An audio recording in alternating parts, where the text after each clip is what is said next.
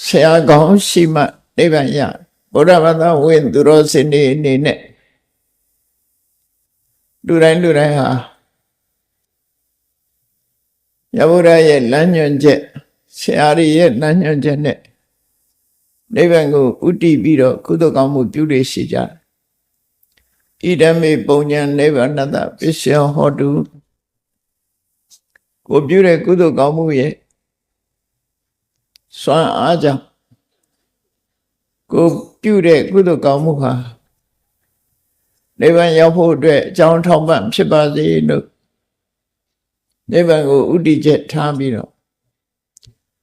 ဝိဝတ္တနေတိတကုသိုလ်မျိုးကိုပြုလို့ဆောင်ရွက်ကြတာဖြစ်တယ်။တို့သမီးကုသိုလ်တွေဟာအခြေအနေကောင်းတစ်ခုကိုပို့ဆောင်နိုင်ခြင်းသာလည်းဖြစ်တယ်။ဘယ်အခါပဲဖြစ်ဖြစ်နောက်ဆုံးနိဗ္ဗာန်ရမယ့်ဘဝမှာပဲဖြစ်ဖြစ်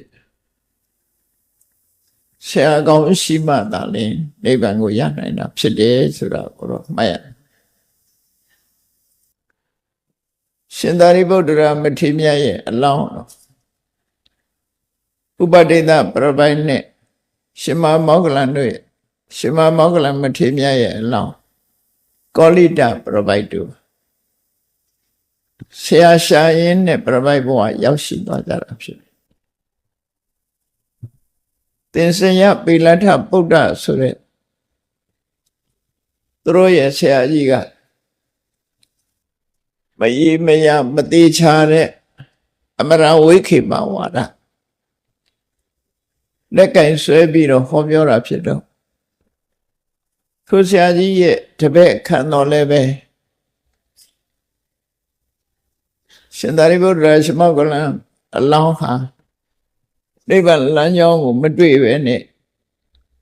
ရှိနေရတယ်။မြတ်စွာဘုရားရဲ့တပည့်တွေကပရမဆုံးဓမ္မစကြာတရားကိုနာခွင့်ရတဲ့ယဟန်တော်၅ပါးထဲမှာအငယ်ဆုံးဖြစ်တဲ့ရှင်အတ္တစီမထေရမြတ်နဲ့တွေ့တဲ့အခါကျမှရှင်အတ္တစီရဲ့ယေရမဟိတုပ္ပဘောဒေတဟိတုံတထာဂတောအာဟတိသင်္စနိရောဓောဧဝံဝါဒီမသမနောလို့ဘုရားဝါဒအကြောင်းကိုကျဉ်းချုပ်လေးပြောလိုက်တဲ့အခါမှာအကြောင်းနဲ့အကျိုးထူးခြားလေးနဲ့လာတဲ့သစ္စာတရားကိုဉာဏ်လည်းရမှရှင်သာရိပုတ္တရာအလောင်းမှာအသိဉာဏ်ပွင့်ပြီးအမြင်မှန်ရလို့တန်တရားကင်းစင်ပြီးသောတပန်အဖြစ်ကိုရောက်ရှိသွားတာဖြစ်တယ်။အကယ်၍သာရှင်အတ္တစိတ်လို့ဆရာရဲ့ထမအမှန်တရားကိုကြားနာခွင့်မရဘူးဆိုလို့ရှိရင်နိဗ္ဗာန်ရောက်ဖို့ဖြစ်နိုင်မှာမဟုတ်ဘူး။ဒါကြောင့်မို့မြတ်စွာဘုရားကိုရောမြတ်ကလည်းယထာဘုဒ္ဓံညာနာယတထပရိယေတိတဘောဘုရားကိုယ်တိုင်ဟောခဲ့တဲ့သုတ်တံမှာယထာဘုဒ္ဓံညာနာယအမှန်ကန်သိတဲ့ဉာဏ်ဖြစ်ဖို့ရအတွက်တထလမ်းညွှန်ပြမဲ့ဆရာကိုပရိယေတိတဘောတွေ့အောင်ရှာရမယ်ဆရာနဲ့တွေ့မှအမှန်ကန်သိတဲ့ဉာဏ်ဆိုတာရနိုင်တာဖြစ်တယ်။နိဗ္ဗာန်ရခြင်းနဲ့အမှန်ကန်သိတဲ့ဉာဏ်မရှိရင်နိဗ္ဗာန်ကိုရနိုင်ဘူး။ဒါကြောင့်မို့အသိဉာဏ်ရဖို့အတွက်ဆရာကိုရှာရမယ်ဆိုတာမြတ်ဗုဒ္ဓရဲ့လမ်းညွှန်ပဲဖြစ်တယ်။ဆရာကောင်းရှိမှနိဗ္ဗာန်ရသည်ဆိုတဲ့ဒီအဆိုပြုချက်ဟာတန်ယုတနိကေကောသလတန်ယုံမှာလာတဲ့ကလျာဏမိတ်တသုတ်ကိုအခြေပြုထားတဲ့စကားတစ်ခုသာလည်းဖြစ်တယ်ထို့သောရဲ့အဓိပ္ပာယ်ကတော့မြတ်စွာဘုရားဟောကြားတဲ့နိဗ္ဗာန်လမ်းပြတရားဟာ မိကောင်းရှိတဲ့ပုဂ္ဂိုလ်အတွက်သာဖြစ်တယ်ဆိုတဲ့စကားပဲဆိုလိုတဲ့အဓိပ္ပာယ်ဖြောင်ပြောရင်မိကောင်းဆွေကောင်းဆိုသည်မှာဒီနေရာမှာဆရာကောင်းသမားကောင်းလို့ဒီလိုဆိုလိုတယ်ပေါ့မြတ်စွာဘုရားသည်ပဲနိဗ္ဗာန်လမ်းပြတဲ့အထဲမှာအကောင်းဆုံးကလျာဏမိတ်တာပုဂ္ဂိုလ်ဖြစ်တယ်ဘုရားကိုယ်တိုင်ကမမှန်ဟိကလျာဏမိတ်တံအာဂမငါလိုကလျာဏမိတ်တနဲ့တွေးမှဆိုတဲ့စကားကိုသုံးတာရှိတယ်ပေါ့နော်ဒါကြောင့်မို့ကလျာဏမိတ်တဆိုသည်မှာဒီနေရာမှာတော့ဆရာကောင်းလို့ပြောရမှာဖြစ်တယ်ကိုနိဗ္ဗာန်လမ်းကိုညွှန်ပြမဲ့ဆရာကောင်းညွှန်ပြတဲ့လူရှိတဲ့မှရှိမှလမ်းမှန်လမ်းမဆိုတာသိနိုင်တယ်သိပြီးတဲ့နောက်ထိုလမ်းတိုင်လျှောက်ဖို့ရကြတော့ကိုယ်တာဝန်သားလေးဖြစ်တယ်တာဝန်ပိုင်းဟာနှစ်ခုရှိတယ်မှန်ကန်တဲ့လမ်းကြောင်းကိုညွှန်ပြနိုင်ဖို့ကဆရာရဲ့အလုပ်ဖြစ်ပြီးထိုဆရာညွှန်ပြတဲ့လမ်းကြောင်းတိုင်လျှောက်လမ်းဖို့ကနိဗ္ဗာန်လိုချင်တဲ့ပုဂ္ဂိုလ်ရဲ့အလုပ်သာဖြစ်တယ်ဒါကြောင့်ဆရာကောင်းရှိမှဆိုတာအကြောင်းတစ်ခုကိုဖော်ပြတာဖြစ်အဓိကအရေးကြီးဆရာကောင်းရှိပြီးတဲ့နောက်မှလမ်းကြောင်းမှန်ကိုသိမှဖြစ်လို့လမ်းကြောင်းမှန်သိမှနိဗ္ဗာန်ကိုရောက်နိုင်မှဖြစ်လို့နံပါတ်1အနေနဲ့ဆရာကောင်းနံပါတ်2အနေနဲ့ကိုယ်တိုင်လျှောက်လန်းခြင်းအဲ့တော့နိဗ္ဗာန်ရောက်ဖို့အတွက်အရေးကြီးဆုံးမူလဗုဒ္ဓပထမဖြစ်တဲ့ဆရာကောင်းရှိမှုကိုအကြောင်းပြုပြီးတော့ဆရာကောင်းရှိမှနိဗ္ဗာန်ရသည်လို့ဒီဆိုပြုတဲ့ဟာဒီသုတ္တန်အရာမှန်ကန်တဲ့ဆိုပြုတဲ့ရှိဖြစ်တယ်ဆရာကောင်းမရှိလို့ရှိရင်နိဗ္ဗာန်မရောက်နိုင်ဘူးဆိုတဲ့တစ်ဖက်ကအပြန်အဓိပ္ပာယ်ကိုလည်းပဲသိရှိကြအောင်ဖြစ်တယ်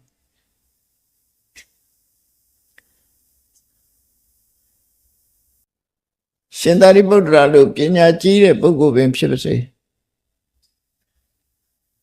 ပရတောဂောသလို့ခေါ်တဲ့ဆရာရဲ့ဟောပြောလမ်းညွှန်မှုမရှိသေးသမျှသူ့ရဲ့အတွင်းအသိဉာဏ်ထက်မြက်မှုတွေမြင်မြပင်ကောင်းစိတ်ကမူမကြားဘူးတဲ့တရားကိုကြားဖို့ဆိုတာအမှန်တမ်းခဲရင်ねမြတ်စွာဘုရားနဲ့ပိစိကဗုဒ္ဓကလွဲရင်စိတ်ဓာမယဉာဏ်နဲ့ဝိပဿနာအကျင့်ကိုကျင့်နိုင်တယ်ဆိုတာမရှိဘူးဒီဉာဏ်သုံးပါးနဲ့ပတ်သက်ပြီးတော့မှတ်သားစရာသို့မဟုတ်ပညာသုဒ္ဓမယစိတ်ဓာမယဘာဝနာမယလို့သုံးမျိုးရှိတယ်မယဆိုတဲ့အဓိပ္ပာယ်က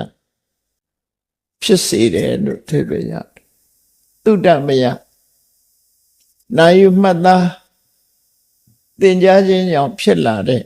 အသိဉာဏ်ကိုသုဒ္ဓမယဉာဏ်လို့ခေါ်တယ်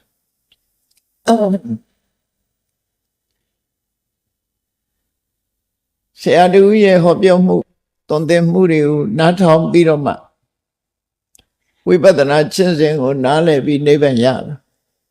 နိဗ္ဗာန်ရောက်နိုင်တယ်ပေါ့နိဗ္ဗာန်လမ်းကြောင်းကိုသိနိုင်သုဒ္ဓမယဉာဏ်အဲ့ဒီသုဒ္ဓမယဉာဏ်နဲ့စိတ်ဓမယဉာဏ်ဆိုတာပရတောအတုတောအလို့ဆိုတဲ့အတိုင်းဘုသူထံကမှမကြားဘူးပဲနဲ့ကိုယ်ပိုင်အတွေးနဲ့ရရှိလာတဲ့စိတ်ဓာတ်ဆိုတဲ့ကြံစည်မှုတသက်နဲ့နိဗ္ဗာန်လမ်းကြောင်းကိုသိစွမ်းနိုင်တဲ့အသိဉာဏ်ကိုရတယ်အဲ့ဒါစိတ်ဓာတ်မယဘာဝနာမယဉာဏ်ဆိုတာတော့လေ့ကျင့်အထောက်လို့ရလာတဲ့ကိုယ်ရင်နဲ့နှလုံးထဲမှာတတိတရားတွေဖြစ်အောင်တမာရီတွေဖြစ်အောင်ပညာတွေဖြစ်အောင်လေ့ကျင့်ပွားများအထောက်ရမှာဖြစ်တယ်အဲ့တော့တမန်ပုဂ္ဂိုလ်တွေအနေနဲ့ပိစိကဗုဒ္ဓနဲ့အမတဗုဒ္ဓဖရာအလောင်းတို့ကလွှဲရင်သုဒ္ဓမယဉာဏ်နဲ့ဘာဝနာမယဉာဏ်ကိုကူးပြောင်းပြီးတော့နိဗ္ဗာန်ကိုရယူကြပိစိကဗုဒ္ဓနဲ့ဖရာတို့ကြသူများစီက ကြားနာသင်ယူမှုမပါဘဲနဲ့စိတ်ဓာတ်မရလို့ဆိုတဲ့ကိုယ်တိုင်ဆင်ញင်သုံးသပ်ခြင်းဖြင့်အသိဉာဏ်တစ်ခုရလာနိုင်တယ်ပေါ့အဲ့ဒီနေရာမှာမှားပြီးတော့ပြောရတာလေးရှိတယ်မှားပြောတာကဘာလို့ဆိုရင်ကြားနာ၍ရရှိလာတဲ့ပညာသည်သုတ္တမယညာကြံစီယုံဖြင့်ရလာသောပညာသည်စိတ်ဓာတ်မယညာလို့အဲ့ဒါလို့တမန်လေးပြောလို့ရှိရင်သုတ္တမယညာစိတ်ဓာတ်မယညာဟာဒီသမန်အနေထားတစ်ခုနဲ့ပတ်သက်နေတယ်လို့ဖြစ်တယ်သို့တော့တရားဓမ္မနဲ့ပတ်သက်လာတဲ့အခါမှာသုတ္တမယဉာဏ်ဆိုတာသူများထံကသင်ယူမှတ်သားပြီးမှဖြစ်တဲ့ဉာဏ်ကိုနားထောင်ပြီးသင်ယူပြီးမှဖြစ်တဲ့ဉာဏ်ကိုသုတ္တမယဘယ်သူထံကမှမသင်ရဘဲနဲ့ကိုယ်ပိုင်အသိဉာဏ်နဲ့ဖြစ်တာစိတ်ဓာတ်မယဉာဏ်လို့စာပေကျမ်းမှာသုတ္တမယနဲ့စိတ်ဓာတ်မယကိုပရတောသုတ်တဝါပရတောအသုတ်တဝါအဲ့စကလုံးလေးပါတာကိုတတိထားမှာတမန်ရေးလိုက်လို့ရှိရင်တော့ဉာဏ်၍ဖြစ်သောဉာဏ်သည်သုတ္တမယဉာဏ်ကြံစီ၍ဖြစ်သောဉာဏ်သည်စိတ်ဓာတ်မယဉာဏ်လို့တမန်ရေးလို့ရှိရင်ဒါငါအတွေ့နဲ့ငါဘက်ကိုစဉ်းစားပြီးတော့ဒီဉာဏ်ရတယ်လို့ထင်တတ်တယ်ဉာဏ်ပြီးတဲ့နောက်မှာကြားနာပြီးတဲ့နောက်မှာစဉ်းစားတာမှန်သမျှလည်းပဲဒီစိတ်ဓာတ်မယမဟုတ်ဘူးတော့ကြားနာတဲ့ပုံမှာအခြေခံပြီးတော့လေ့ကျင့်တာဘာဝနာမယပဲဖြစ်တယ်စိတ်ဓာတ်မယလို့ခေါ်လို့မရဘူးအဲ့တော့သုတ္တမယနဲ့စိတ်ဓာတ်မယဆိုတာအခြေခံပညာနဲ့ရဆိုပဲပြောလို့ရမယ်ဘယ်ကိုသွားမှာတော့ဆိုရင်သုတ္တမယဘာဝနာမယစိတ်ဓာတ်မယဘာဝနာမယလို့ဒီလိုတွဲမဲ့ဟာနှစ်ခု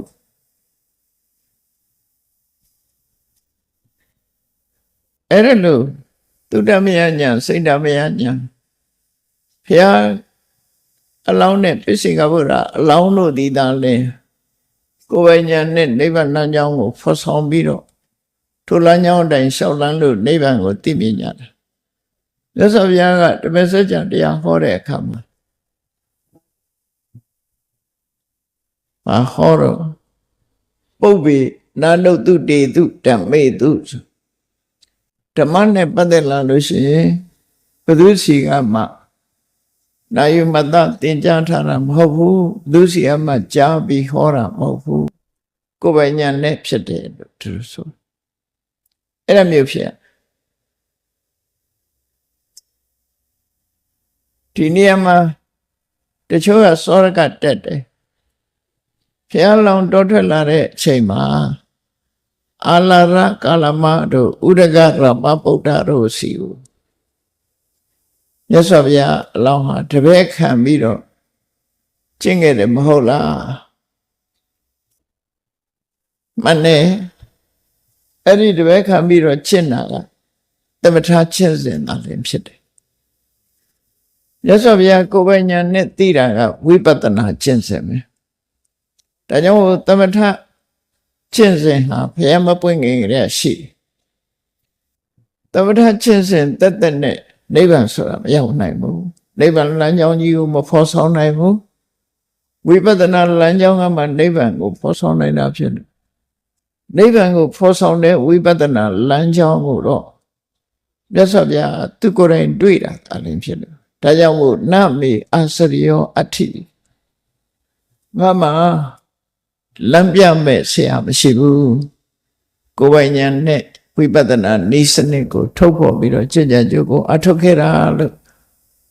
ဒီလိုဟောတာဖြစ်တယ်မဟာပရိနိဗ္ဗာန်တုတ်မှနောက်ဆုံးအချိန်ကိဉ္ကုလခဝေတိဘယ်ဟာအပြစ်ကင်းတဲ့တရားဘယ်တရားဟာနိဗ္ဗာန်ကိုပို့ဆောင်နိုင်တယ်လဲ ပူခြင်းနာခြင်းသိခြင်းဆိုတာတွေလုံးဝချုပ်ငြိမ်းပြီးတော့ဒုက္ခအဆုံးသတ်တဲ့နိဗ္ဗာန်ကိုဘယ်ဟာနိဗ္ဗာန်ရောက်ကြောင်းလဲလို့ရှားပွေလေ့လာနေတဲ့52နှစ်ကာလအတွင်းမှာတဲ့ညာယဓမ္မလို့ခေါ်တဲ့ဝိပဿနာတရားရဲ့တစိတ်တသေးသာဟောနိုင်တဲ့ဆရာတော်မတွေ့ခဲ့ဘူးလို့မြတ်စွာဘုရားလို့ဟော52နှစ်ဆိုဒီမှာတောထွက်ပြီးတရားရှာတာက6နှစ်ဘုရားဖြစ်သူရောက်ပြီးတဲ့နောက်45ဝါတရားဓမ္မလည်းဟောပြောတာ6နှစ်နဲ့45ပေါင်းပြီးတော့52နှစ်ဓမ္မရေးရကိစ္စမှာမြတ်စွာဘုရားကိုယ်တိုင်ကဝိပဿနာတရားကိုဟောနိုင်တဲ့တစိတ်တသေးတာတောင်ဟောနိုင်တဲ့ပုဂ္ဂိုလ်မရှိဘူးလို့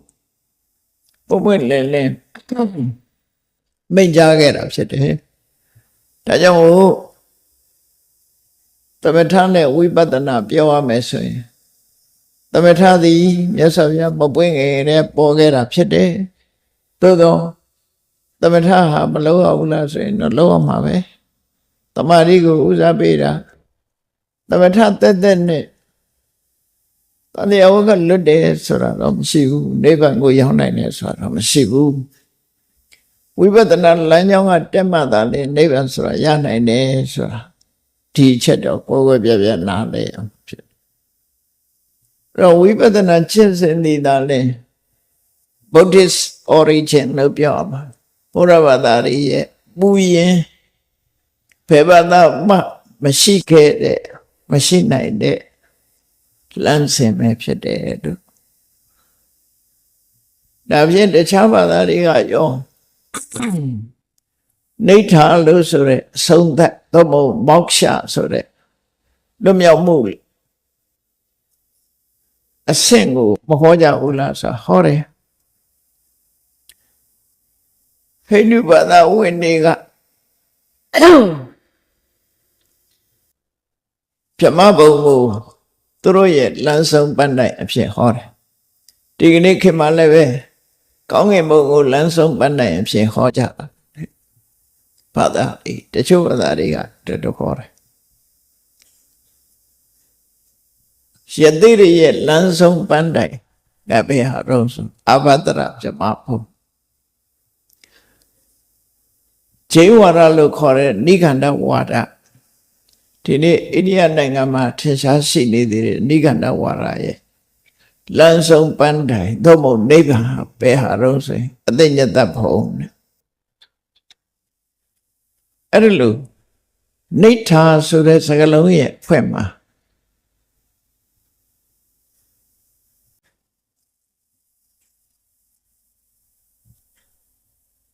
နိစ္စဆိုတဲ့အဖွဲမှာသုလတိဟနာတာတုတ်လို့ထင်ပါတယ်အဲ့ဒီနိဋ္ဌာဆိုတဲ့စကားလုံးရဲ့အဖွဲမှာလမ်းဆုံးပန်းတိုင်ထားဖို့ညမတူကြဘူးဘုရားဘာသာရဲ့လမ်းဆုံးပန်းတိုင်ကတော့နိဗ္ဗာန်ပဲနိဗ္ဗာန်ဆိုတာဘာတော့သဗ္ဗသင်္ခါရသမထောအကြောင်းကဖန်တီးပြီးတော့ပြုလုပ်ထားတဲ့သင်္ခါရတရားတွေလုံးဝချုပ်ငြိမ်းသွားနေကသတိတန္တရံဆိုတဲ့ကာထာမှာဝိသင်္ခါရကတံစိတ်တံဝိသင်္ခါရ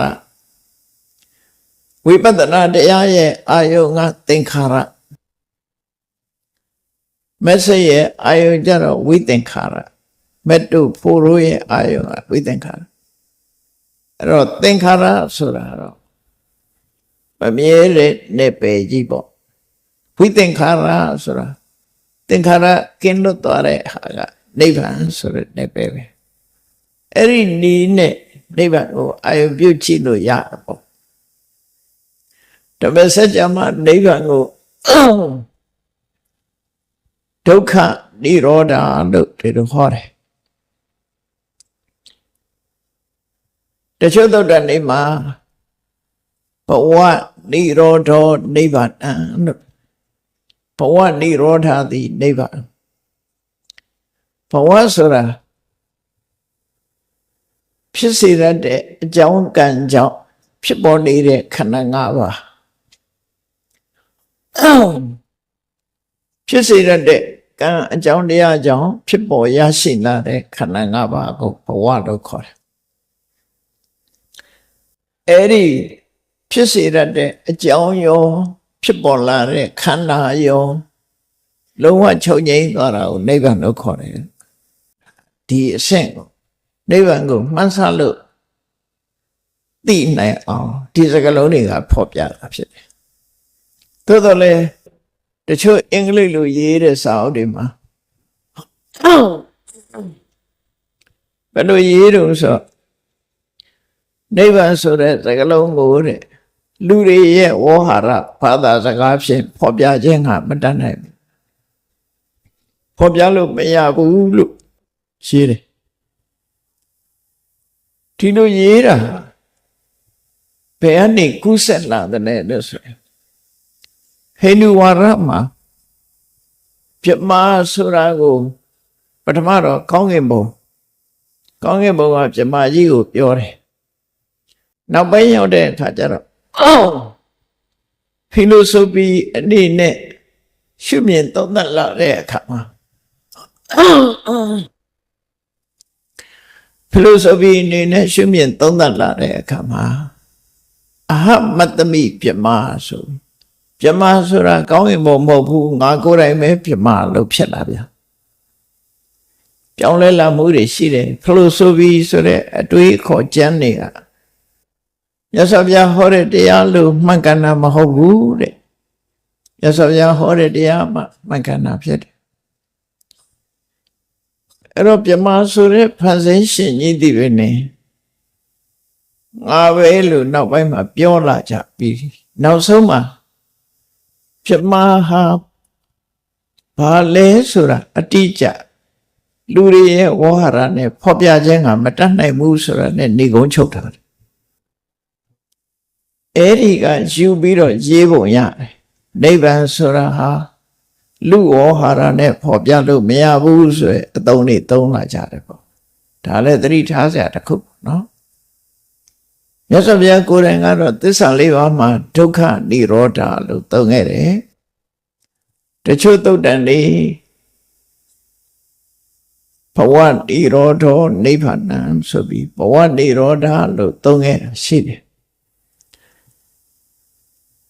နိဗ္ဗာန်ကြောင့်ဖွင့်ဆိုတဲ့ထိုသုတ်တန်နေဒီဣတိယပါဠိတော်မှာလာတဲ့နိဗ္ဗာန်ပဋိသင်္ယုတ္တသုတ်တန်နေရှိတယ်အဲ့သုတ်တန်နေမှာလည်းပဲနိဗ္ဗာန်အကြောင်းကိုဖော်ပြရေးထားတာရှိအဲ့တော့လူဘသာစကားနဲ့ဖော်ပြခြင်းကမစွမ်းနိုင်ဘူးဆိုရင်မြတ်စွာဘုရားကတော့နိဗ္ဗာန်ကိုဝေါဟာရမတတ်ခဲ့ဘူးဆိုတဲ့အထိပ္ပယ်မျိုးရောက်သွားတယ်တကယ်ကတော့အဲ့လိုမဟုတ်လောကမှာမြတ်စွာဘုရားရဲ့တရားတွေဟာလေးနဲ့တည်းမှန်ကန်တယ်သို့တော့သိယူမှတ်သားတဲ့ပုဂ္ဂိုလ်တွေဟာကိုယ်အတွေးတွေနဲ့ရောဆက်လိုက်လို့ရှိရင်တော့လွဲမှားခြင်းလွဲမှားသွားနိုင်တယ်ဒါလည်းသတိထားအောင်ပါပဲ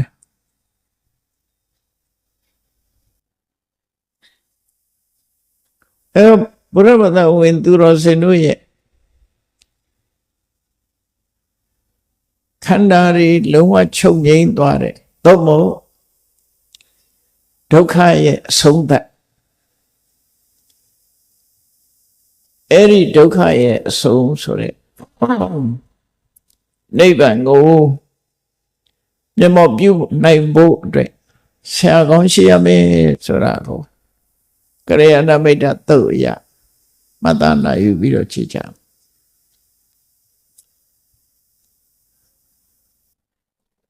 ကောသလမင်းကြီးကမြတ်စွာဘုရားထံမြတ်စွာဘုရားစေရဝန်ကျောင်းမှာရှိနေတယ်ဆိုလို့ရှိရင်သူဟာမကြာခဏရောက်လာတတ်တယ်မြတ်စွာဘုရားနဲ့အလွန်ရင်းနှီးတယ်သို့တော့သူတရားဓုတော့ရမသွားဘူးသောတပန်တော့မဖြစ်ဘူး မြတ်စွာဘုရားကတော့သူ့ကိုဝိချပေးလဲရသေးတယ်နော်အစမ်းပဲပေါ်ပြီးတော့အစာကြည်လွန်အားကြီးပြီးတော့ဝိတ်တက်နေလို့မြတ်စွာဘုရားဝိချပေးခဲ့ရတယ်မြတ်စွာဘုရားနဲ့စိတ်ဓာတ်ရေးရအဖြစ်အလွန်ကိုယဉ်နေတယ်။ဘာကြောင့်ယဉ်နေတော့ဆိုတော့မြတ်စွာဘုရားကလည်းကောသလတိုင်းသားတာကဝိနည်းဆိုတာကောသလတိုင်းသားပဲကောသလတိုင်းထဲမှာပါဝင်တယ်။တက္ကတိုင်းလို့ဆိုတာတော့တကယ်အသေးလေးပါ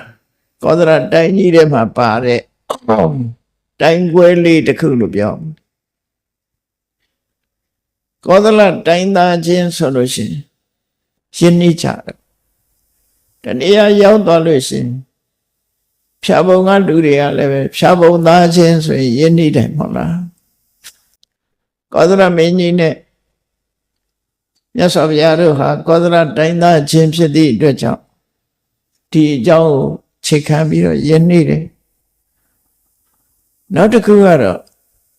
မြတ်စွာဘုရားနဲ့ကောသလမင်းကြီးတို့ဟာတတူရွယ်တူဖြစ်တယ်နောက်ဆုံးအချိန်မှာကောသလမင်းကြီးကိုယ်တိုင်ကလျှောက်တယ်အရှင်ဘုရားလည်းအသက်80တဲ့တပည့်တော်လည်းအသက်80ဆိုတဲ့စကားရှိတယ်တတ်တော်ရဲ့တတူရွယ်တူဆိုတဲ့အခါမှာပို့ပြီးတော့ပွင့်လင်းပြီးရင်းနှီးတယ်ပေါ့ဒါကြောင့်မို့မြတ်စွာဘုရားစီရောက်လာတဲ့အခါမှာသူစိတ်ကူးရတဲ့အကြောင်းအရာလေးတစ်ခုကိုရှောက်တယ်သူစိတ်ကူးထဲမှာဘာပေါ်တော့ဆိုမြတ်စွာဘုရားဟောတဲ့တရားတွေဟာအလွန်မှန်နေအလွန်မှန်ကန်တဲ့တရားဖြစ်တယ်သို့တော့အဲ့ဒီမှန်ကန်တဲ့တရားဟာဆရာကောင်းရှိသူအတွက်သာအကျိုးဖြစ်တယ်သူအတွေ့အကြုံသူကစိတ်ကူးထဲမှာအဲ့လိုပေါ့ဟုတ်တာပေါ့စဉ်းစားကြည့်လို့ရှိရင်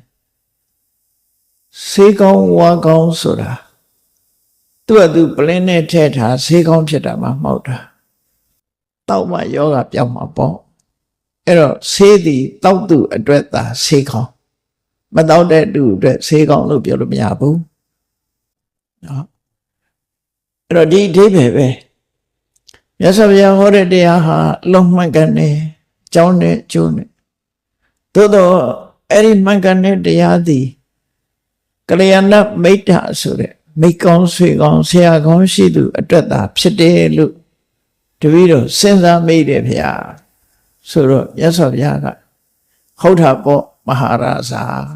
ဧဝမေတံမဟာရာဇဧဝမေတံမဟာရာဇဒီတွေးဟာမှန်တာပေါ့တဲ့ငါဟောတဲ့တရားဟာဘလို့ပဲမှန်မှန်ကန်ကန်ဟောဆရာကောင်းသမားကောင်းရဲ့လမ်းညွှန်ချက်နဲ့မှသာလဲအကျိုးသက်ရောက်မှုဖြစ်မှာဖြစ်တယ်ဒါကြောင့်မို့ဆရာကောင်းမိတ်ကောင်းဆွေကောင်းရှိသူအတွက်သာဖြစ်တယ်အဲ့တော့ဒီနေရာမှာနိဗ္ဗာန်ဟာဆရာကောင်းရှိတဲ့လူရဲ့အတွက်သာဖြစ်တယ်ဆရာကောင်းမရှိဘူးဆိုရင်နိဗ္ဗာန်မရနိုင်ဘူး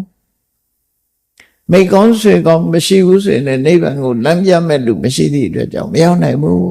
လို့ပြောအဲ့ဒီအိဗယ်နဲ့အဲ့ဒီအိဗယ်နဲ့ကောသလမင်းကြီးကလျှောက်တာကိုမြတ်စွာဘုရားထောက်ခံပြောကြားပြီးတော့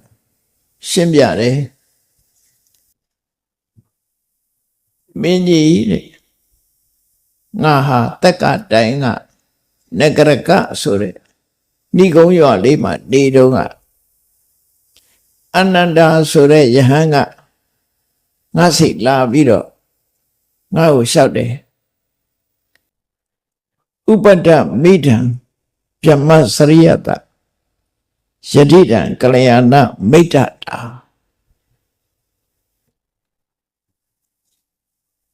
မိကောင်းဆွေကောင်းဆရာကောင်းရှိတယ်ဆိုတာဟာ မြတ်စွာဘုရားရဲ့မှန်ကန်တဲ့လမ်းစဉ်ချမှတ်ထားတယ်မှန်ကန်တဲ့အကျင့်အဖို့ဆရာကောင်းကတဝက်ပဲအကျိုးပြုပါတယ်ကျန်တဲ့တဝက်ကကိုယ်တိုင်ကျင့်ကြံကြုတ်ကိုအထောက်မှရပါတယ်ဆိုလိုတာကဆရာကလမ်းပြတာကတဝက်ကိုယ်တိုင်ကြိုးစားရမှာကတဝက်50-50ပေါ့50-50ရှန္ဒနာကအဲ့လိုဆိုလိုတယ်ဆရာကဘယ်လိုပဲလမ်းပြကိုယ်တိုင်ကမကြိုးစားဘူးဆိုပြီးတော့ဆိုရင်နိဗ္ဗာန်မရဘူးကိုယ်တိုင်ကကြိုးစားတော့လည်းပဲမှန်ကန်တဲ့လမ်းကြောင်းပြမဲ့ဆရာမရှိဘူးဆိုလည်းမရောက်ဘူးဒါကြောင့်မို့နိဗ္ဗာန်ရောက်ဖို့အတွက်ဆရာကောင်းလေးရှိရမယ်ကိုယ်တိုင်လည်းကြိုးစားရမယ်အဲ့ဒါကြောင့်မလို့50-50 50စီရာခိုင်နှုန်း50စီဖြစ်ပါတယ်မြတ်စွာဘုရားစီလျှောက်တဲ့အခါမြတ်စွာဘုရားကလက်မခံဘူးမာဟေဝံအနန္တမင်းဒီလိုမပြောနဲ့မိကောင်းဆွေကောင်းကနိဗ္ဗာန်ရဖို့ရအတွက်တဝက်အကျိုးပြုတယ်လို့မပြောနဲ့တကယ်ကတော့မိကောင်းဆွေကောင်းဆရာကောင်းသည်ရာခိုင်နှုန်းပြည့်အကျိုးပြည့်တယ်လို့ပဲပြောရမယ်ဒီနေရာမှာလဲ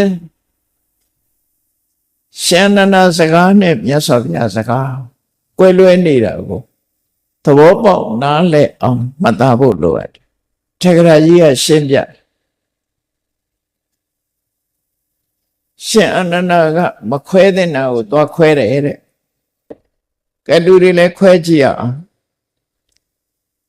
လူတယောက်ကိုမိဘနှစ်ပါးကဝေဖွာလာတယ်ကိုယ့်ကိုယ်ပဲစစ်ကြည့်အမေစီကရာခိုင်နှုန်းဘလောက်အဖေစီကရာခိုင်နှုန်းဘလောက်လို့ပြောလို့ရနာလူတယောက်ဟာမိဘကမွေးလာတာမှန်တော့လည်းပဲအမေစီကရာခိုင်နှုန်းဘလောက်အဖေစီကရာခိုင်နှုန်းဘလောက်ဆိုခွဲလို့မရဘူးတဲ့ဒီနေရာမှာလည်းပဲတရားထုတရားမြတ်ရသွားတယ်ဆိုတဲ့အခါမှာဆရာရဲ့သင်ပြမှုကဘလောက်ကိုယ်တိုင်အထုမှုကဘလောက်ဆိုတာခွဲလို့မရဘူးခွဲခြားရမယ့်နေရာမျိုးမဟုတ်ဘူးဒါကြောင့်မြတ်စွာဘုရားကမင်းဒီစကားမပြောနဲ့မြတ်သောအကျင့်ကိုကျင့်ပြီးနိဗ္ဗာန်ရတယ်ဆိုတာဟာရာခိုင်နှုန်းပြည့်ကလျာဏမိတ်တလို့ခေါ်တဲ့ဆရာကောင်းသမားကောင်းပေါ်မှာတည်တယ်ဆိုပြီးမြတ်စွာဘုရားအလိုဟောခဲ့တယ်နော်ကလျာဏမိတ်တဆိုတာအဲ့ဒီပေါ်မှာတည်တာတဲ့ဘာကြောင့်လို့ဆိုလို့ရှိရင်ကလျာဏမိတ်တရှိတဲ့ပုဂ္ဂိုလ်ဒီသာလင်ဗြဟ္မစရိယလို့ခေါ်တဲ့မဂ္ဂင်၈ပါးအကျင့်တရားကိုကျင့်ကြံကြဖို့အထောက်မှာဖြစ်တယ်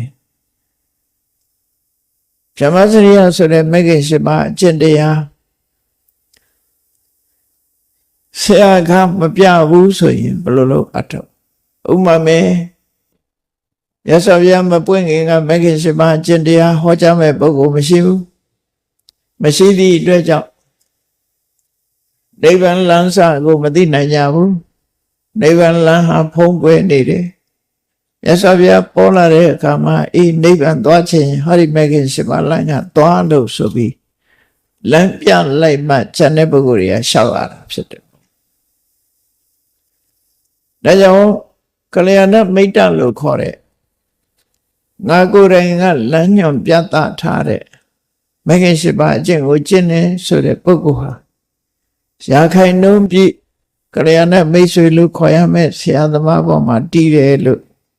မြတ်စွာဘုရားဒီလိုမိန့်ကြားခဲ့တာဖြစ်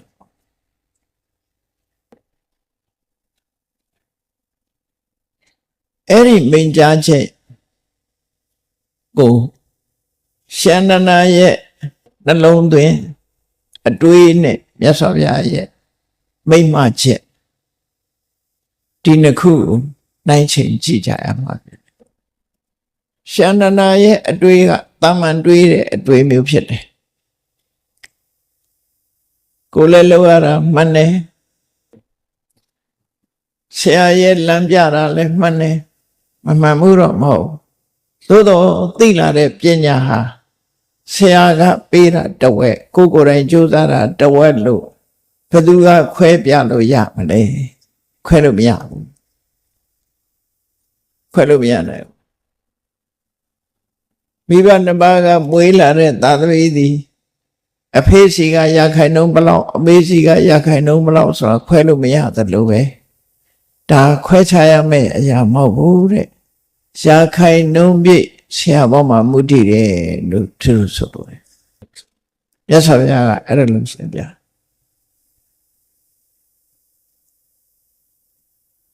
ကလျာဏမိတ်တဆိုတဲ့ငါဘုရားကိုအမိပြုပြီးတော့တဲ့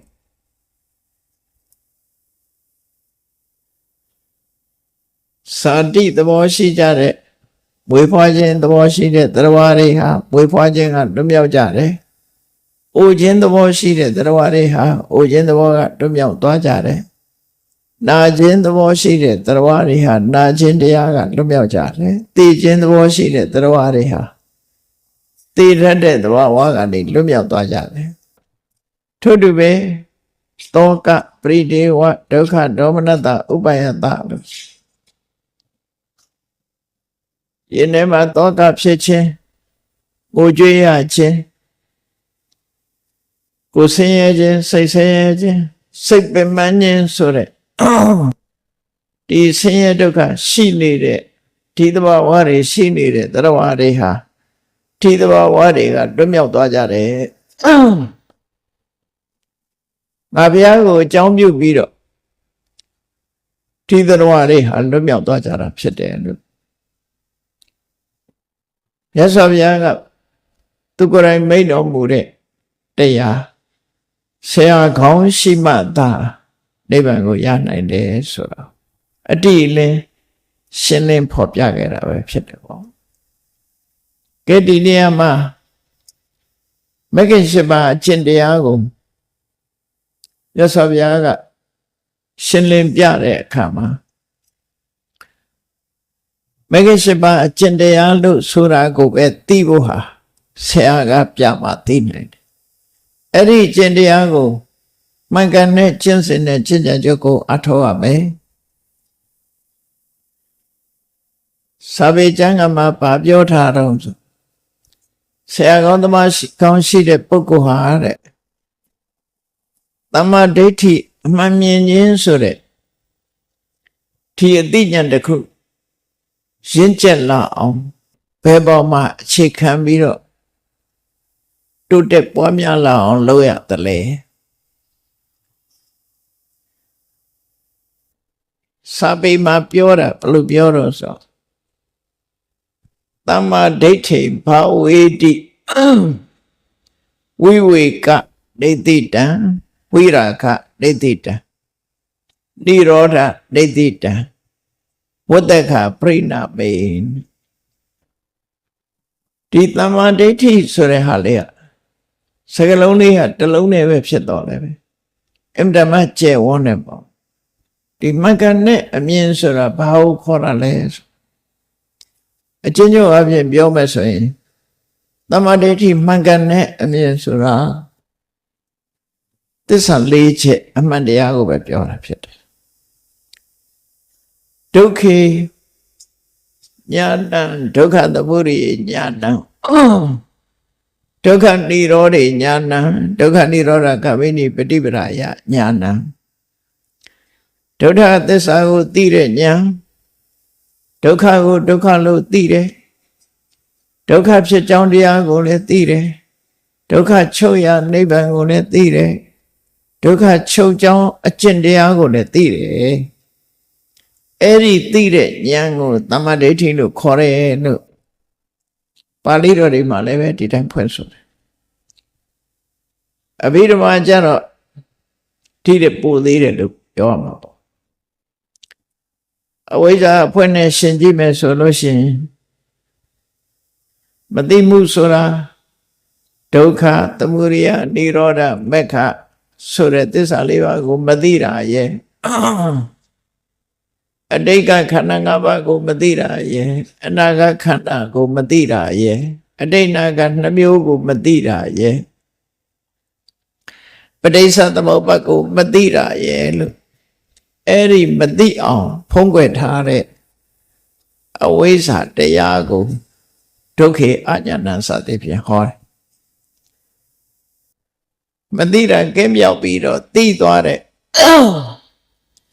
ဒီဉာဏ်ကိုတော့သမ္မာဒိဋ္ဌိလို့ခေါ်တယ်အဲ့ဒီသမ္မာဒိဋ္ဌိရအောင်ဘယ်လိုအထောက်အ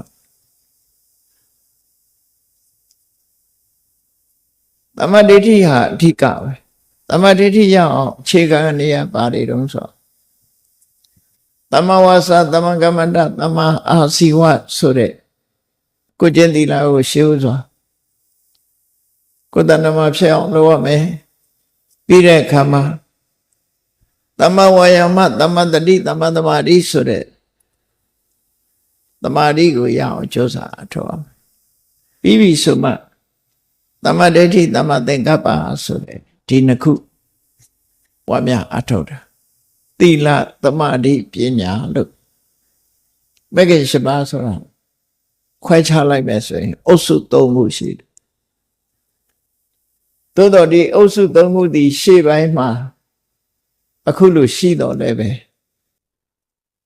နိဗ္ဗာန်ကိုကိလေသာတွေကိုဖယ်ရှားတဲ့အဆင့်မဲ့အဆင့်အရိယာမဲ့အဆင့်ရောက်သွားတဲ့အခါမှာတပြိုင်နက်ဖြစ်တယ်အလုံးတပြိုင်နက်ဖြစ်တယ်ဆိုတာလုပ်ငန်းကိစ္စတစ်ခုပြီးသွားလို့ဖြစ်တယ်လို့ပြောတာလုပ်ငန်းတစ်ခုမလုပ်သေးလို့ရှိရင်သူ့အပိုင်းနဲ့သူပြောရတာဘယ်ဟာဖြစ်မပြီးသေးဘူးဘယ်ဟာဖြစ်မပြီးသေးဘူးအလုံးပြီးသွားလို့ရလဒ်တစ်ခုထွက်လာလို့ရှိရင်တော့တပြိုင်နက်ပြီးသွားတယ်လို့ပြောတယ်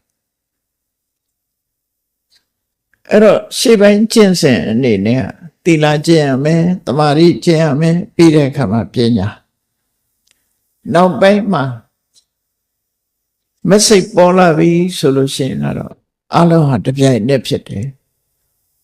ဒါကိုဒီနည်းနည်းရှင်းရှင်းပြောရမယ်ဆိုလို့ရှိရင်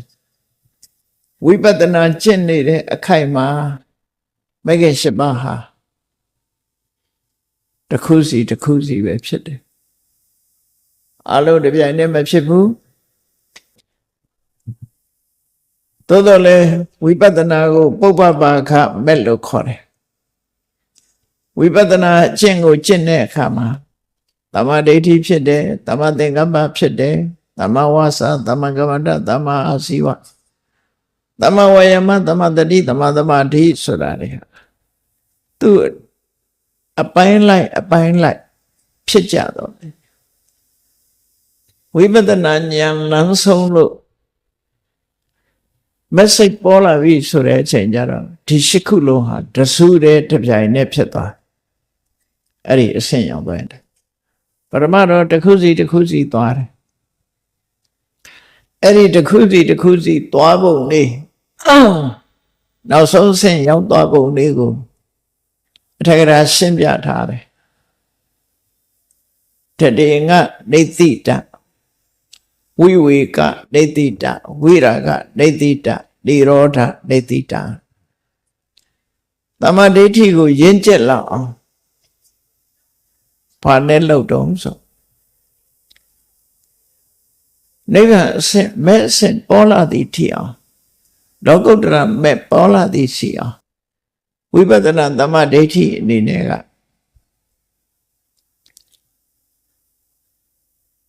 ဝိဝေကဆိုဒီမှာ၅မျိုးရှိတယ်တတေငါဝိဝေကဝိခံမနာဝိဝေကသမုစေရဝိဝေကနေတရဏဝိဝေကပฏิပတ်တိဝိဝေကတို့ကျန်တဲ့ဝိရာဂနိရောဓဒါလည်းပဲဒီတိုင်းပဲခွဲတယ်ပေါ့ဝိဝေကနေတိတံဝိရာဂနေတိတံနိရောဓနေတိတံအဲ့တော့ဒီနေရာမှာသဘောပေါက်အောင်ပြောရမယ်ဆိုလို့ရှိရင်ဝိပဿနာကျင့်ပြီဆိုတဲ့အခါသမ္မာဒိဋ္ဌိကသင်္ခါရယုံ nant တရားလို့ဆိုတဲ့သင်္ခါရအာယုံပေါ်မှာ မြဲတဲ့သဘောဆင်းရဲတဲ့သဘောကိုမပိုင်တဲ့သဘောတွေအဲ့ဒါတွေကိုဆိုင်ရာရှုမှတ်တဲ့အချိန်လေးမှာသိသွားတယ်ဘယ်လိုသိသွားတော့ဆိုမမြဲတာကိုသိလိုက်တဲ့အချိန်လေးမှာမြဲတယ်လို့ဆိုတဲ့အထင်လေးဟာကင်းလွတ်သွားတယ်အဲ့ဒါတရင်ငါဝိကလို့ခေါ်တယ်မမြဲဘူးလို့အနိစ္စလို့ရှုလိုက်တဲ့အခိုက်လေးမှာမြဲတယ်ဆိုတဲ့ငကိုယ်တော့ကအထင်ကြီးဟာပျောက်သွားတယ်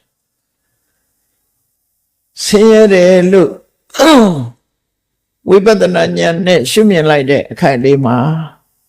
ချမ်းသာတယ်ဆိုတဲ့အထင်ဟာပျောက်သွားကိုယ်မှလုံးနိုင်စွာမရှိဘူးလို့ကိုယ့်ရဲ့အလိုတိုင်းမဖြစ်ဘူးလို့အနတ္တ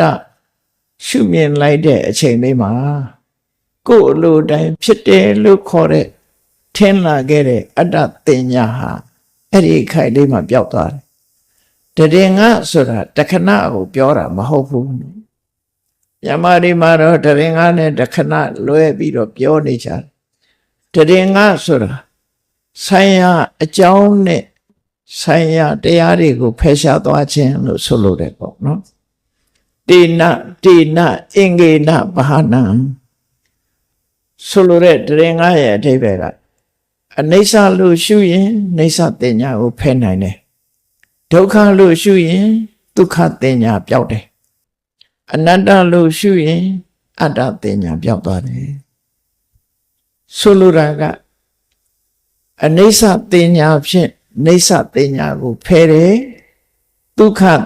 ခတင်ညာဖြင့်ဒုက္ခတင်ညာကိုဖယ်တယ်အနတ္တတင်ညာဖြင့်အတ္တတင်ညာကိုဖယ်တယ်လို့အဲ့ဒါလို့သူ့အကြောင်းလေးနဲ့သူဖယ်သွားတာကိုတရင်ငါလို့ခေါ်တယ်အဲ့ဒါလို့ဖယ်လိုက်တဲ့အချိန်လေးမှာဒီနိစ္စတင်ညာဒုက္ခတင်ညာအတ္တတင်ညာဆိုတဲ့မှားယွင်းတဲ့အရာများသည်အသိဉာဏ်ထဲမှာလက်ခံမထားပဲနဲ့ကင်းကွာလွတ်မြောက်သွားခြင်းဟာဝိဝေကာလို့ခေါ်တယ်အဲ့ဒီမှားယွင်းတဲ့အသိဉာဏ်တွေချုပ်ငြိမ်းသွားခြင်းသည်နိရောဓဝိရာဂကင်းပြတ်သွားခြင်းသည်ဝိရာဂချုပ်ငြိမ်းသွားခြင်းသည်နိရောဓလို့ဝိပဿနာရှုနေတဲ့အချိန်မှာဝိပဿနာသမာဓိဋ္ဌိဉာဏ်ဖြစ်ပြီးဆိုတဲ့အခါမှာအဲ့ဒီဝိပဿနာသမာဓိဋ္ဌိဉာဏ်သည်အပိုင်းလိုက်အကန့်လိုက်ချုပ်သွားတာပဲဖြစ်တယ်ဝိဝေကဆိုတာကင်းလွတ်သွားခြင်းနိရောဓဆိုတာချုပ်ငြိမ်းသွားခြင်းဝိရာဂဆိုတာကင်းပြတ်သွားခြင်းနိရောဓဆိုတာချုပ်ငြိမ်းသွားခြင်းအဲ့ဒီလို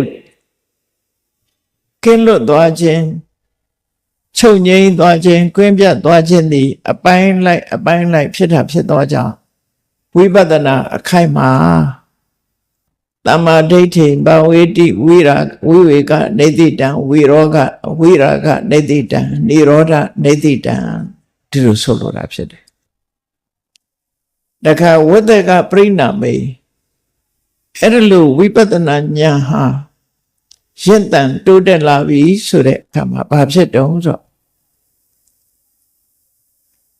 မပေါ်လာတဲ့အချိန်မှာဆိုလို့ရှိရင်အဲ့ဒီရင့်တန်လာတဲ့အသိဉာဏ်သည်ဝတ္တကလို့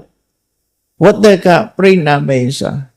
စွန့်လွတ်ခြင်းဖယ်ရှားစွန့်လွတ်နိုင်ဖယ်ရှားနိုင်လောက်အောင်ရင့်ကျက်သွားပထမမရင့်ကျက်သေးဘူးဆိုလို့ရှိရင်တော့အခိုက်တန်းကလေးတွေပဲဖြစ်နေဦးမယ်တမ္မာဒိဋ္ဌိဟာနောက်ဆုံးကြတဲ့အခါကျတော့ရင့်ကျက်သွားပြီဆိုတဲ့အခါမှာဆိုပါစို့မဲ့ခိုက်ရောက်ပြီဆိုရင်မှားယွင်းနေတဲ့နေဆတင်ညာဒုက္ခတင်ညာအတ္တတင်ညာကိုစွန့်လွတ်ဖယ်ရှားပြီးအနိစ္စဒုက္ခအနတ္တလို့မြင်ပြီးတဲ့အခါမှာ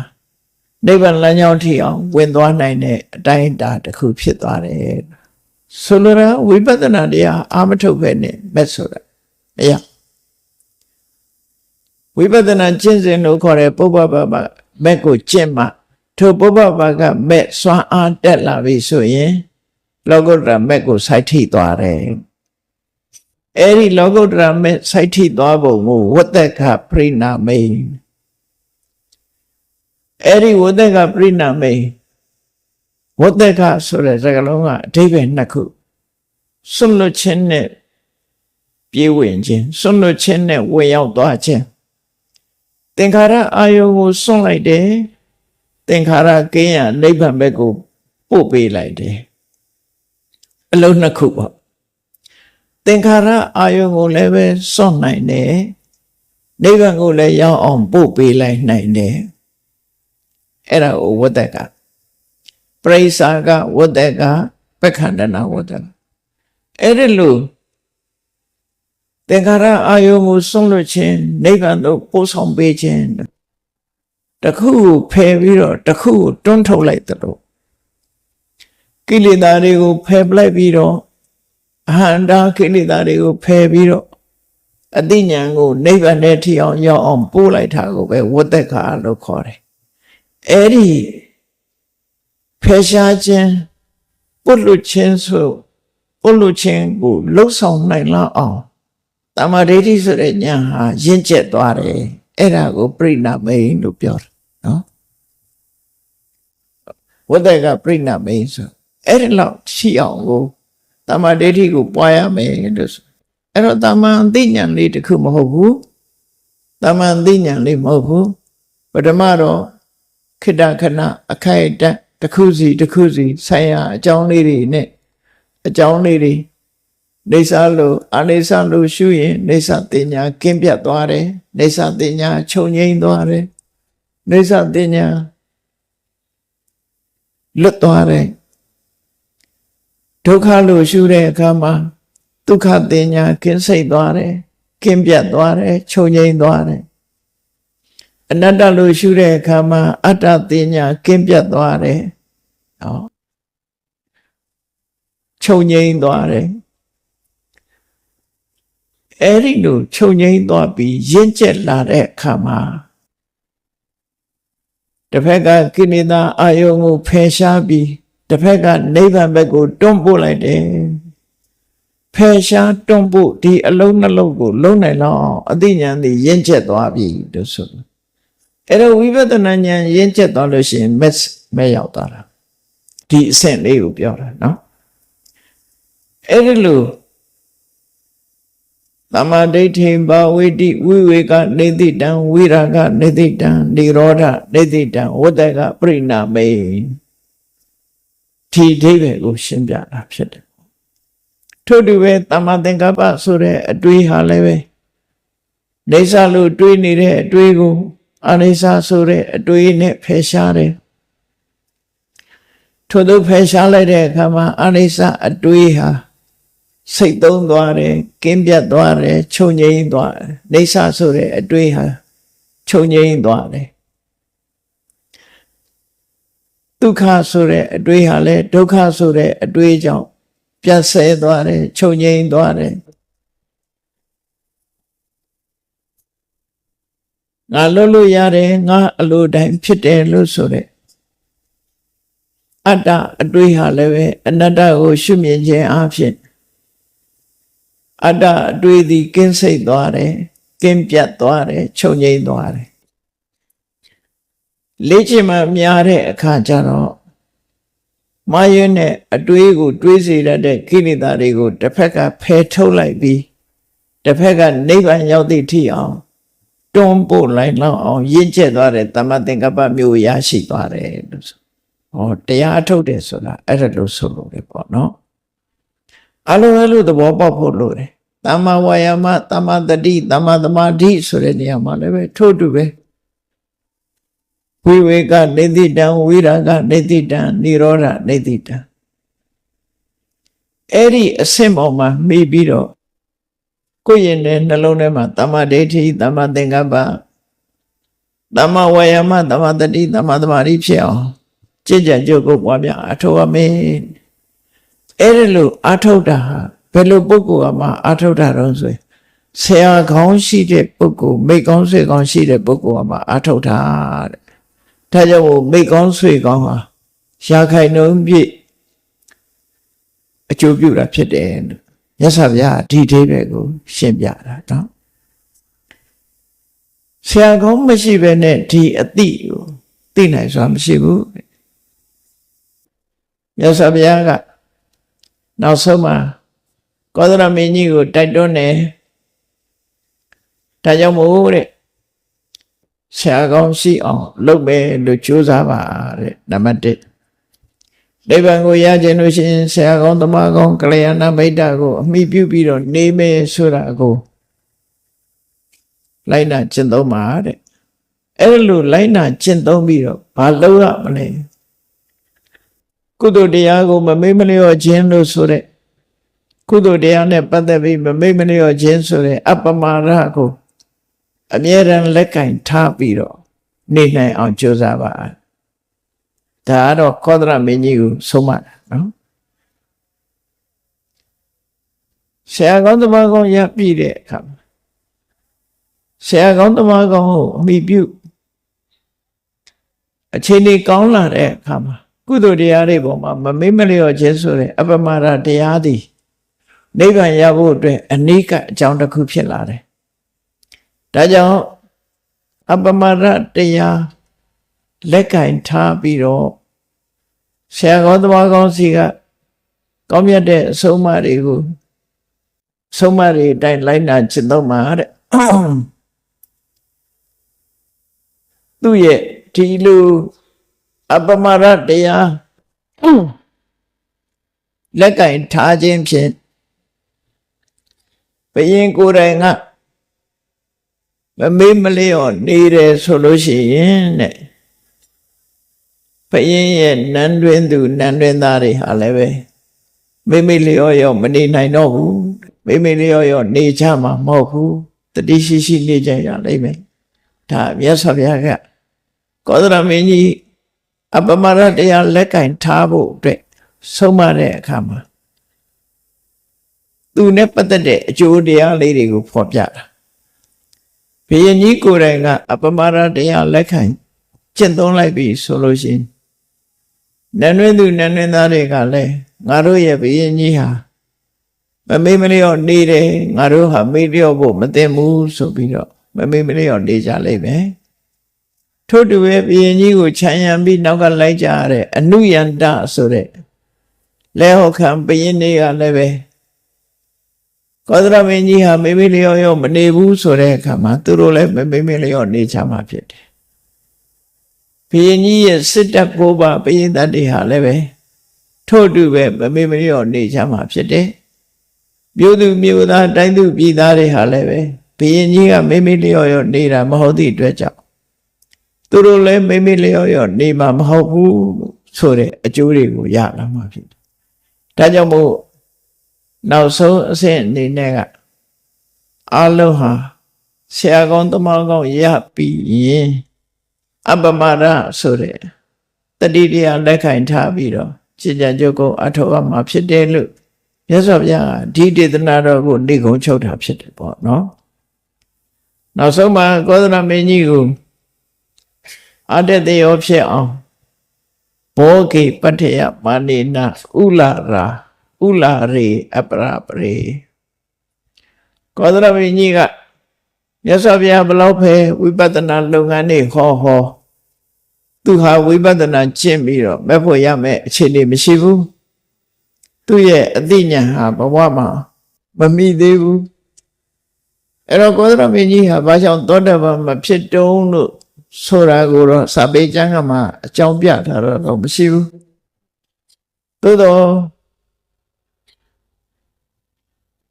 တချို့ပိဋကသမိုင်းဝင်မဟုတ်တဲ့ကျမ်းစာပေစာတွေရဆိုရင်ကောသလမင်းကြီးကဖះအလောင်းတဲ့ဒါကြောင့်မို့လို့သောတာပန်အထိအောင်မဖြစ်တာလို့ပြောတယ်ဖះစုပန်တဲ့ပုဂ္ဂိုလ်ပေါ့နော်အဲ့လိုလဲဆိုတယ်ဒါကတော့ပိဋကစာပေမှာပါတယ်သဘောမရှိဘူး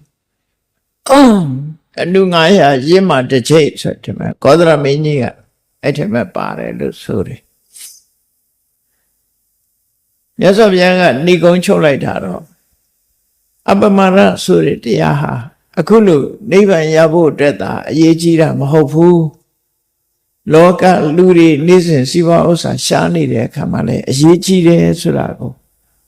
ဘောဂေပတ္ထယမာနေနဥလာရေအပရေအပရာပရိ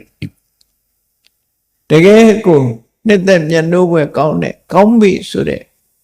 အသုံးဆောင်စီစဉ်ဥစ္စာတွေကိုလိုချင်တယ်ဆိုလို့ရှိရင်အပမဒံပတန်တန္တိပုံညာကရိယာသူပဏိတာကုသိုလ်ကောင်းမှုလုပ်ဖို့မမေ့ပါနဲ့ကုသိုလ်တရားတွေပေါ်မှာမမေ့တဲ့အပမရဆိုတဲ့တတိတရားဟာကောင်းဆုံးပဲဖြစ်လျက်ဘဝမှာတိုက်ပြီးအုပ်စိုးတဲ့ဘုရင်တို့ဖြစ်ချင်သလားစိဘဥစ္စာကျေဝါချမ်းသာတဲ့တထေးတကြွယ်ဖြစ်ချင်သလားကုသိုလ်လုပ်ငန်းနဲ့ပတ်သက်ပြီးမမေ့ပါနဲ့လို့ဒီလိုဆိုလို့ရတယ်နော်လူဘဝမှာလူချမ်းသာနတ်ဘဝမှာနတ်ချမ်းသာလောကမှာရှိတဲ့စိစိမ်ချမ်းသာတွေကိုလိုချင်တယ်ဆိုလို့ရှိရင်လည်းအပမရဟာအကောင်းဆုံးလို့ချီးမွမ်းရမှာဖြစ်တယ်အပမရဆိုတဲ့တရားတစ်ခုဟာချီးမွမ်းပြောကြရမယ့်အရာဖြစ်တယ်ဒိဋ္ဌိဓမ္မေစယောအထောယောသတ္ထောတံပရာယိကောအထာဝိတမယဓီရောပဏိတောတိပါဩစတိစေမျက်မှောက်ဘဝမှာလည်းပဲကောင်းကျိုးချမ်းသာတွေရခြင်းနဲ့နောက်ဘဝမှာလည်းကောင်းကျိုးချမ်းသာတွေရခြင်းနဲ့အခုလည်းကောင်းနောက်လည်းကောင်းအစဉ်ကောင်းမှုအတွက်လိုက်နာရမယ့်တရားတစ်ခုကိုပြောပါဆိုရင်အပမဒပဲပြောရမှာဖြစ်တယ်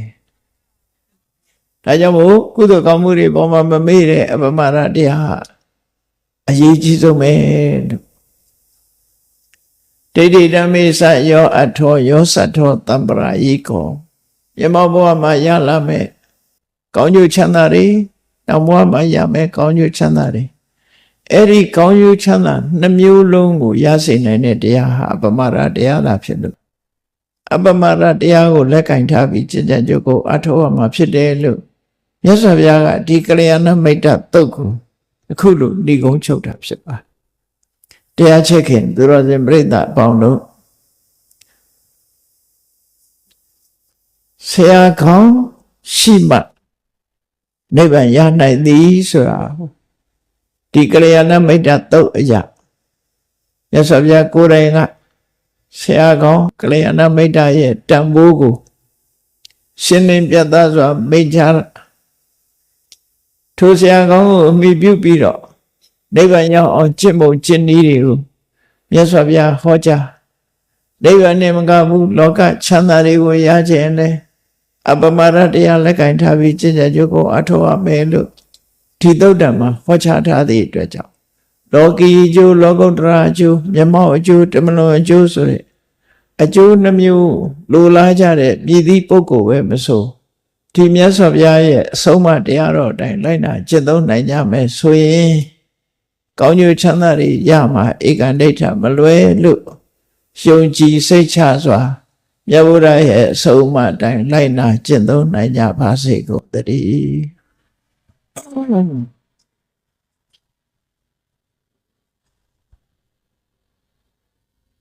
မေတ္တာပို့ရအောင်တတ္တဝါများစွာဘေးရန်ကွာချမ်းသာကြပါစေတတ္တဝါများစွာဘေးရန်ကွာချမ်းသာကြပါစေမေတ္တာရေချမ်းသုံးငါဖြံငြိမ်းချမ်းကြပါစေမေတ္တာရေချမ်းသုံးငါဖြံငြိမ်းချမ်းကြပါစေသက်ရှိကျမ်းမာစိတ်ချမ်းသာလိုရာဆန္ဒပြည့်ပါစေသက်ရှိကျမ်းမာစိတ်ချမ်းသာလိုရာဆန္ဒပြည့်ပါစေ ဓမ္မောတရံပိဝိတဝါနဝိသာသဗ္ဗေတမုဟတာအာဇရမရာတိတိဘာဝံနိဗ္ဗာနံယန္တုတာရောဓမ္မောတရံလောဘဒေါသမောဟစိတ်တောကပြောက်ကြည်တရားစေကို